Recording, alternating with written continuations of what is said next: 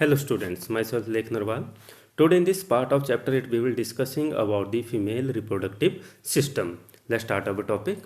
This is our topic female reproductive system. तो पिछली video के अंदर हमने जो है मेल रिप्रोडक्टिव सिस्टम के बारे में पढ़ा था कि किस तरीके से उसमें जो है स्पर्म प्रोड्यूस करते हैं और किस तरीके का उसका पाथ होता है जिसके थ्रू वो जो है फीमेल जर्म सेल तक जो है पहुंचता है। अब हम करेंगे फीमेल रिप्रोडक्टिव सिस्टम के बारे में।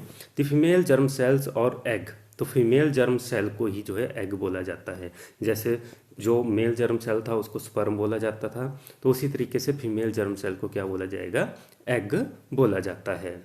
Are made in the ovaries, तो ये जो है फीमेल जर्म सेल्स कहाँ पर बनते हैं, ओवरीज के अंदर जो है फॉर्म होते हैं। They are also responsible for the production of some hormone, तो ये जो फीमेल जर्म सेल्स होते हैं ये कुछ हार्मोन को भी प्रोड्यूस करते हैं। जैसे पीछे हमने पढ़ा था कि जो टेस्टिस होते हैं वो टेस्टोस्टेरोन हार्मोन के द्वारा टेस्टोस्टेरोन हार्मोन को भी प्रोड्यूस करते हैं, और जो रिस्पॉन्सिबल होते हैं स्पर्म की फॉर्मेशन के लिए और अदर जो है चेंजेस के लिए जो है मेल के अंदर। तो मतलब उसी तरीके से जो है फीमेल जर्म सेल्स जो एग हैं तो वो भी जो है रिस्पॉन्सिबल होते हैं, कुछ हार्मोन को वो प्रोड्यूस करवाते हैं ताकि फीमेल के अंदर चेंजेस आए। आगे look at figure 8.11 and identify the various organs in the female reproductive system. तो अब हमने जो है फीमेल रिप्रोडक्टिव सिस्टम की 8.11 जो डायग्राम है उसको देखना है, और डिफरेंट जो पार्ट हैं फीमेल रिप्रोडक्टिव सिस्टम के अंदर उनको जो है स्टडी करना है। तो ऊपर जो है डायग्राम दे रखी है इसकी, तो ये है डायग्राम यहाँ पर हमारे पास, थोड़ा इसको एनलार्ज कर देते हैं। तो ये है फिगर 8.11, ये 8.11 फिगर है ह्यूमन फीमेल रिप्रोडक्टिव सिस्टम की। अब अगर ऊपर से हम स्टार्ट करें तो ये वाला जो पोर्शन है इसका, ये है ओविडक्ट या फैलोपियन ट्यूब भी इसको बोलते हैं, ओविडक्ट बोल लो या फैलोपियन ट्यूब। तो ये इस साइड भी है ओविडक्ट और फैलोपियन ट्यूब। ये ओवरीज है, पेयर में प्रेजेंट रहती है, एक इस साइड है दूसरी साइड भी ये ओवरी है। फिर आ गया यूट्रस इसका, तो ये यूट्रस का पोर्शन है इस साइड भी, और ये सर्वेक्स है नीचे वाला पोर्शन, और उसके नीचे ये वेजाइना वाला पोर्शन शो किया गया है, ये वाला जो है वेजाइना का पोर्शन है। तो ये थे पार्ट इसके, ओविडक्ट जिसको फैलोपियन ट्यूब भी बोलते हैं, दूसरा आ गया ओवरी और यूट्रस, और यूट्रस के बाद सर्वेक्स और वेजाइना। अब इन पार्ट्स के बारे में अब हम डिटेल के अंदर करेंगे आगे अपनी वीडियो के अंदर। अब हम कंटिन्यू करते हैं इसको आगे है इसके अंदर। When a girl is born the ovaries already contain 1000 of immature eggs, जब कोई गर्ल जो है पैदा होती है, कोई भी बच्ची जो है पैदा होती है, गर्ल चाइल्ड जो है, तो उसके अंदर ओवरीज जो है ऑलरेडी प्रेजेंट रहती हैं। तो ओवरीज जो है उसके अंदर रहेंगी and contain 1000 of immature egg, और उसके अंदर थाउजेंड्स के हिसाब से, हज़ारों के हिसाब से जो है इमेच्योर एग उसके अंदर जो है प्रेजेंट होते हैं। On reaching puberty some of the start maturing, जैसे ही वो प्यूबर्टी की स्टेज को जो है एंटर करते हैं, पहुंचते हैं फीमेल, तो उस दौरान जो है उनमें जो है ये मेच्योर होना शुरू हो जाएंगे ये एग्स। तो मतलब जब भी कोई गर्ल चाइल्ड जो है पैदा होता है तो उसके अंदर जो है ऑलरेडी जो है थाउजेंड्स के हिसाब से इमेच्योर एग जो है प्रेजेंट रहते हैं, और जैसे प्यूबर्टी की स्टेज आती है वो एग जो है मेच्योर होना शुरू हो जाते हैं।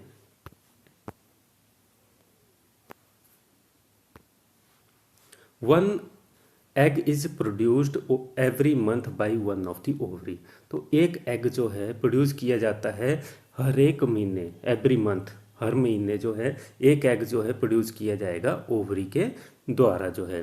The egg is carried from the ovary to the वॉर्म थ्रू ए थिन ओविडक्ट और फैलोपियन ट्यूब, जो एग जो ओवरी के द्वारा प्रोड्यूस किया जाता है वो जो है ओवरी से जो है कैरी आउट किया जाएगा बॉम तक जो है थ्रू ए थिन ओविडक्ट, तो ओविडक्ट के द्वारा, जिनको फैलोपियन ट्यूब भी बोला था। तो इनका कनेक्शन डायग्राम में हम देख लेते हैं। तो ये जो है एक दूसरे के साथ कनेक्टेड होते हैं, ये है डायग्राम हमारे पास इधर। तो ये है ओवरी, ये वाला पोर्शन ओवरी का है, और यहाँ पर जब ये प्रोड्यूस होंगे एग तो वो इस फैलोपियन ट्यूब के द्वारा, ओविडक्ट के द्वारा जो है पहुँचाए जाएंगे यूट्रस तक। तो मतलब ये जो है इंपॉर्टेंट फंक्शन परफॉर्म करेगा फैलोपियन ट्यूब जो है ओविडक्ट इसके अंदर जो है, तो ये रिसीव करेगा उनको जो मेच्योर एग होगा और उसको जो है पहुंचाएगा यूट्रस तक, वॉम तक।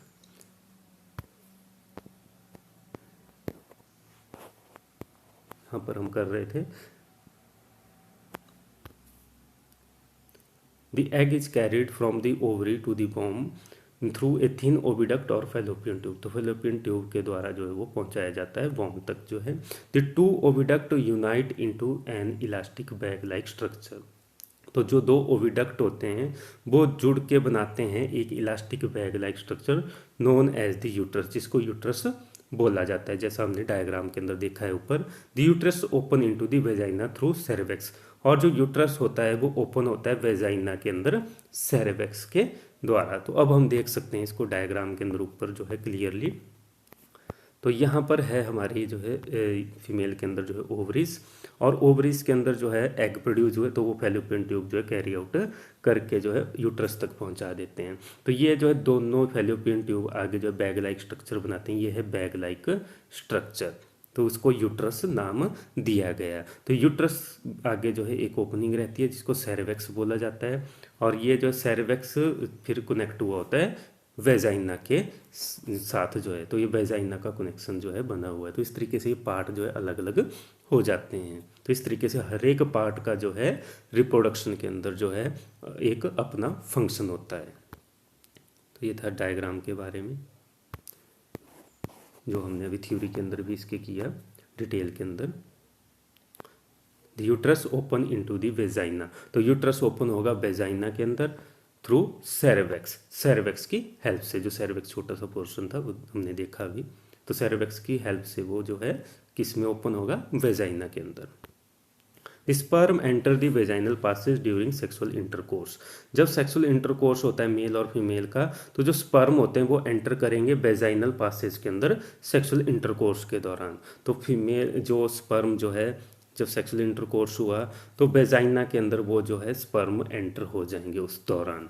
They travel upward and reach the oviduct, और जो स्पर्म होंगे वो अपवार्ड ट्रेवल करेंगे और ओविडक्ट तक पहुंच जाएंगे। वेयर दे में एनकाउंटर दी एग, और जहां पर वो किसके साथ जो है एनकाउंटर होंगे, एग के साथ एनकाउंटर होंगे, एग के साथ मिल जाएंगे। क्योंकि ओवरी से जो एग प्रोड्यूस होगा वो सबसे पहले किस में जाएगा, जो है ओविडक्ट के अंदर जाएगा, फैलोपियन ट्यूब के अंदर जाएगा, तो वहां पर वो पहुंच जाएगा sperm.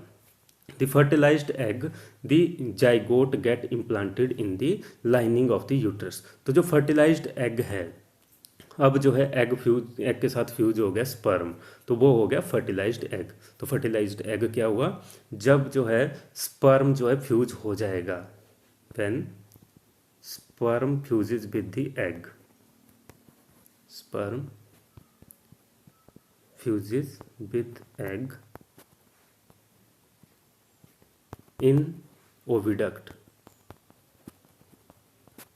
this is called as fertilized egg। तो उसको जो है फर्टिलाइज्ड एग बोला जाएगा क्योंकि वो क्या हो गया है, फ्यूज हो गया है स्पर्म के साथ। The zygote get implanted in the lining of the uterus. तो मेल और फीमेल जर्म सेल जब फ्यूज हो गए तो वो क्या बनाएंगे, जाइगोट बनाते हैं, और zygote get implanted in the lining of the uterus. और ये जो जाइगोट है वो इम्प्लांट हो जाएगा फिर किसके साथ, जो यूट्रस की लाइनिंग है उसके साथ वो जो है जुड़ जाएगा जाके।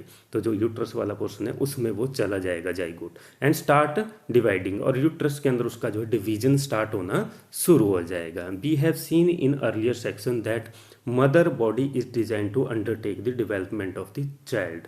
तो हमने जो है स्टार्टिंग के सेक्शंस के अंदर भी पढ़ा था कि जो मदर की बॉडी होती है वो इस तरीके से डिज़ाइन रहती है कि वो जो है डेवलपमेंट जो है करवा सकती है एक बच्चे की, अपने अंदर जो है एक बच्चा उसके अंदर जो है डेवलप हो सकता है मदर की बॉडी के अंदर। तो इस तरीके से उसकी बॉडी जो है डिज़ाइन होती है मदर की। Hence the uterus prepare itself every month to receive and mature the growing embryo. तो यूट्रस जो है प्रिपेयर करेगा अपने आप को जो है हर मंथ जो है रिसीव करने के लिए और नरिश करने के लिए ग्रोइंग एम्ब्रियो को। तो uterus prepare itself every month, हर महीने यूट्रस जब जाइगोट बन गया और फिर वो यूट्रस के अंदर चला गया, उसमें डिवीजन होना स्टार्ट हो गया, तो फिर जो है उसमें जो है मदर की बॉडी के अंदर जो है यूट्रस के अंदर फिर जो उसकी डेवलपमेंट होना शुरू हो जाएगी एम्ब्रियो की। और जो है यूट्रस अपने आप को जो है एम्ब्रियो के लिए जो है उसको नरिशमेंट प्रोवाइड करनी है, और जो है हर महीने वो अपने आप को प्रिपेयर करेगा इस वर्क के लिए, to receive and nourish the growing embryo.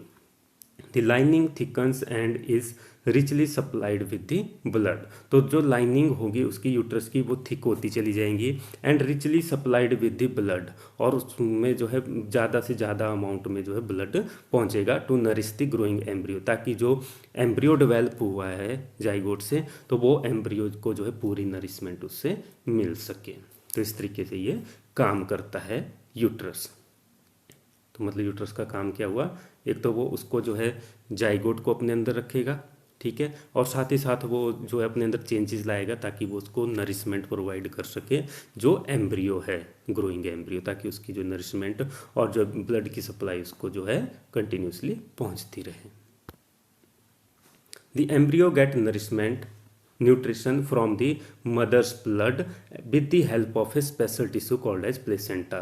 तो एम्ब्रियो को जो नरिशमेंट मिलती है तो वो जो है मदर के ब्लड के थ्रू मिलती है, जो मदर का ब्लड है उसी से ही जो है उसको सारी एनर्जी मिलेगी एम्ब्रियो को, with the help of a special tissue, और ये होता है एक स्पेशल टिश्यू के द्वारा जिसको बोला जाता है प्लेसेंटा। तो प्लेसेंटा की हेल्प से जो है नरिशमेंट जो है मिलती है एम्ब्रियो को। तो मतलब मदर का ब्लड उस प्लेसेंटा से होता हुआ एम्ब्रियो तक पहुंचेगा और उससे जो है फिर उसको जो है नरिशमेंट मिलेगी। तो प्लेसेंटा का बहुत ही इंपॉर्टेंट रोल रहता है इसके अंदर। तो प्लेसेंटा जो नरिशमेंट प्रोवाइड करने में जो है हेल्प करता है, और ये जो है जंक्शन की तरह काम करता है मदर के और चाइल्ड के बीच में जो है जो डेवलपमेंट हो रही है उसको कनेक्शन प्रोवाइड करता है ये नरिशमेंट के लिए।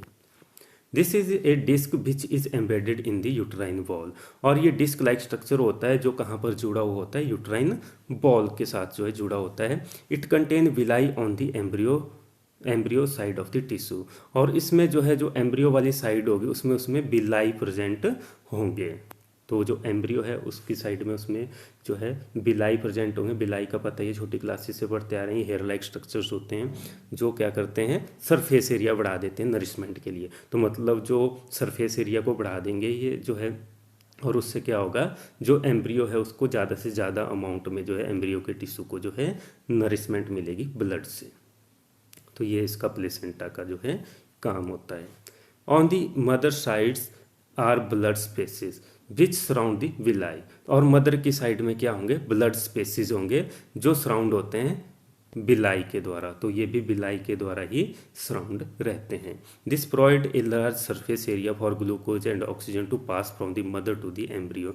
तो दोनों साइड में जो है बिलाई रहेंगे ताकि सरफेस एरिया जो है ज़्यादा मिल सके। तो एम्ब्रियो की साइड में भी जो है बिलाई प्रेजेंट होंगे जो क्या करेंगे उसको जो है नरिशमेंट प्रोवाइड करेंगे, और दूसरी मदर वाली साइड के अंदर भी जो है ब्लड स्पेसिस होंगे, और ये ब्लड स्पेसिस भी सराउंड होते हैं बिलाई के द्वारा ताकि वो ज़्यादा से ज़्यादा अमाउंट में ग्लूकोज और ऑक्सीजन को पास आउट कर सकें एम्ब्रियो तक, from the mother to the embryo. तो मदर से लेके एम्ब्रियो तक ग्लूकोज और ऑक्सीजन की सप्लाई ज़्यादा से ज़्यादा ये पहुँचाने में हेल्प करते हैं।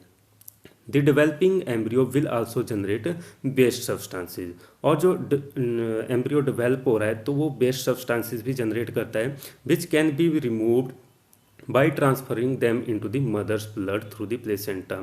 तो वो जो है रिमूव किए जाते हैं ट्रांसफ़र करके इनटू द मदर ब्लड। तो मदर ब्लड के अंदर जो बेस्ट सब्सटेंसेज एम्ब्रियो के द्वारा प्रोड्यूस होंगे तो मदर के ब्लड में चले जाएंगे, और वो फिर प्लेसेंटा के थ्रू जो है मदर के ब्लड में जो है ट्रांसफ़र किए जाएंगे। तो प्लेसेंटा का काम है कि वो नरिशमेंट भी प्रोवाइड करेगा, और एम्ब्रियो से जो जितना भी वेस्ट मटेरियल जनरेट होगा उसको भी वो जो है बाहर निकालेगा एम्ब्रियो से, और मदर के ब्लड के अंदर उसको जो है ट्रांसफ़र कर देगा। इस तरीके से जो है प्लेसेंटा बहुत ही इंपॉर्टेंट रोल जो है प्ले करता है नरिशमेंट प्रोवाइड करने में as well as excretion of the embryo.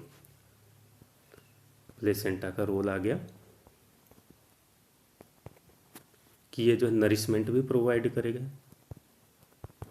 Nutrition, और साथ ही साथ एक्सक्रीशन में भी हेल्प करेगा एम्ब्रियो की एक्सक्रीशन।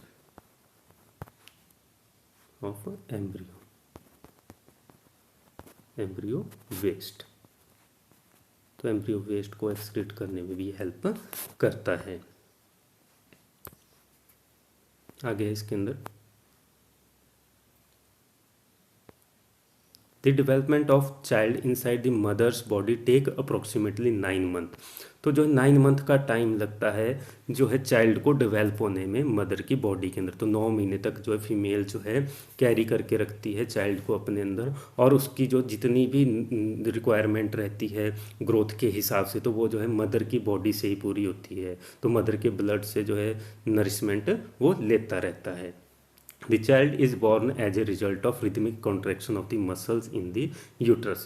अब अगर हम बात करें उसकी बर्थ की, तो बर्थ जो होती है वो रिदमिक कॉन्ट्रैक्शन के द्वारा होती है। जब यूट्रस के अंदर रिदमिक कॉन्ट्रैक्शन 9 मंथ पूरे हो जाएंगे तो उसके बाद रिदमिक कॉन्ट्रैक्शन जो है स्टार्ट होना शुरू हो जाएंगी किसके अंदर, यूट्रस के अंदर। उसके बाद जो है रिदमिक कॉन्ट्रैक्शन के बाद जो है उसकी जो है बर्थ होती है, जिसको पार्टुरेशन भी बोला जाता है। तो ये था जो है फीमेल रिप्रोडक्टिव सिस्टम के बारे में, जिसमें जो है हर एक चीज़ जो है इसमें जो है बता दी, पार्ट्स के बारे में बताया, हर एक पार्ट के फंक्शन के बारे में हमने जो है डिस्कस किया, और साथ ही साथ जो है किस तरीके से बच्चे को नरिशमेंट मिलती है, जो एम्ब्रियो डेवलप होता है तो वो किस तरीके से नरिशमेंट लेता है और किस तरीके से उसकी डेवलपमेंट होती है कंप्लीट चाइल्ड के अंदर, और वेस्ट मटेरियल कैसे कैरी आउट किया जाता है, प्लेसेंटा के फंक्शंस के बारे में हमने पढ़ा। तो ये सारे प्रोसेस जो है, और साथ ही साथ जो है इसमें कितना टाइम लगता है, 9 मंथ का टाइम जो डेवलपमेंट में लगता है चाइल्ड की, और जो है पार्टुरेशन की प्रोसेस के थ्रू जो है उसकी चाइल्ड बर्थ जो होती है तो उस प्रोसेस को बोला जाता है पार्टुरेशन। तो ये था जो है फीमेल रिप्रोडक्टिव सिस्टम के बारे में। That's all in this video. Thank you.